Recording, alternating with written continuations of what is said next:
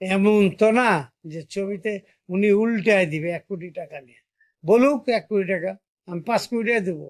যদি 10 কোটি টাকা লাভ দিতে পারে, আমি 5 কোটি টাকা দেবো। করুক, আমার ডিট করুক, যে 5 কোটি টাকা নিবে, 10 কোটি লাভ হবে, দেখো আমারে। পারবে না, ওটা চাপাবাজি করতে পারবে।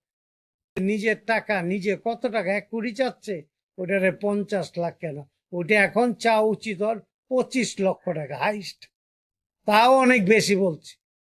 25 লাখ হইলে আমি মনে করি ঠিক আছে, ছবির বাজার ভালো হবে, ছবি বেশি হবে, দর্শক ছবি দেখবে। ডিপ জল মানে ছবি। ওই আমরা তো টাকা বাড়াই নেই, আমরা তো টাকার পিছে দৌড়াই নেই।